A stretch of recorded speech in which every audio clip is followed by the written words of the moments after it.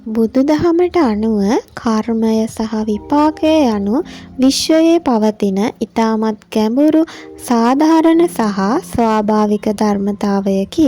සරලවම කිවහොත් කර්මය යනු ක්‍රියාව වන අතර විපාකය යනු එහි ප්‍රතිඵලයයි. මේ පිළිබඳව බුදුදහමේ දැක්වෙන ප්‍රධාන කරුණු කිහිපයක් පහත පරිදි වටහා ගත හැකිය. කර්මය යනු කුමක්ද? බුදුරජාණන් වහන්සේ දේශනා කර ඇත්තේ චේතනාහං භික්කවේ කම්මං වදාමි යනුවෙනි. එහි තේරුම මහණෙනි මම චේතනාව කර්මයයි කියමි යන්නයි. චේතනාව මූලික වේ. ඔබ යම් ක්‍රියාවක් කරන්නේ සිතාමතා යම් අරමුණක් හෝ චේතනාවක් ඇතිවනම් පමණක් එය කර්මයක් බවට පත්වේ. සිතක් නොමැතිව අත්තරදීමකින් සිදුවන දෙයකින් කර්මයක් සිදුවන්නේ නැත. කර්මයන් ප්‍රධාන වශයෙන් ක්‍රම තුනකින් සිදුවේ. 1. කාය කර්ම. ඒ කියන්නේ කයින් සිදුවන ක්‍රියා. උදාහරණ විදිහට සතුන් මැරීම හෝ දන් දීම. 2. වචී කර්ම. ඒ කියන්නේ වචනයෙන් සිදුවන ක්‍රියා. උදාහරණ විදිහට බොරු කීම හෝ ප්‍රිය වචන කීම. 3. මනෝ කර්ම. සිතින් සිතන දේ. උදාහරණ විදිහට ඊර්ෂ්‍යාව හෝ මෛත්‍රිය. කර්මය එහි ස්වභාවය අනුව ප්‍රධාන කොටස් දෙකකට බෙදිය හැකිය. 1. අකුසල කර්මය කියන්නේ පව්. ලෝභය, ද්වේෂය සහ මෝහය යන අකුසල මූලයන් මුල් කරගෙන සිදු කරන ක්‍රියා අකුසල කර්ම වේ. මෙහි ප්‍රතිඵලය දුකයි. කුසල කර්මය කියන්නේ පින්.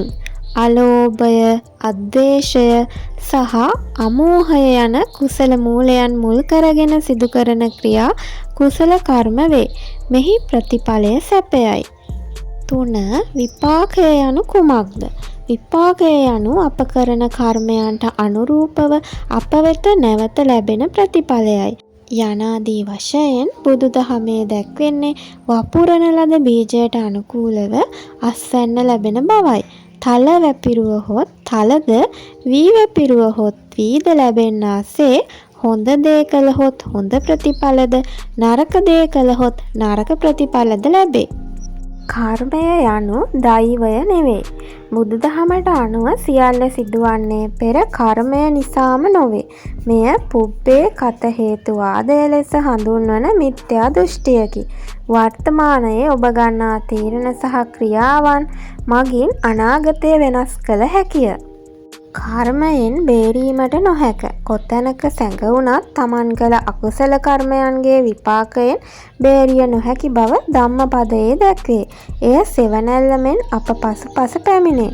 කර්මය හා විපාකය පිළිබඳ නියමය තේරුම් ගැනීමෙන් පුද්ගලයෙකුට තම ජීවිතය යහපත් මඟකට යොමු කර ගැනීමටත් අන් අයට වෛර නොකර ඉවසීම ප්‍රගුණ කිරීමටත් මහෝපකාරී වේ.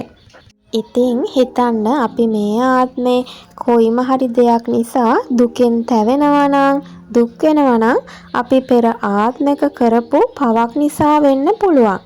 එහෙම හිතලා මේ ආත්මේ අපි පව් කරන්නේ නැතුව කාටවත් දුකක් දෙන්නේ නැතුව කාගේවත් දේවල් අහිමි කරන්නේ නැතුව අපි අපේ පාඩුවේ හොඳට ජීවත් වෙන්න ඕනේ. එහෙම නැතුව අපි ඒ වගේ දෙයක් කරොත් අපිට ඊළඟ ආත්මයකට මේ වගේ දුක් වෙන්න පුළුවන්. ඉතින් හැම වෙලේම අපි ඒ දේ ඔළුවේ තියාගෙන ජීවත් වෙනවා නම් අපි අතින් පව් අකුසල කර්ම සිද්ධ වෙන්නේ නැහැ.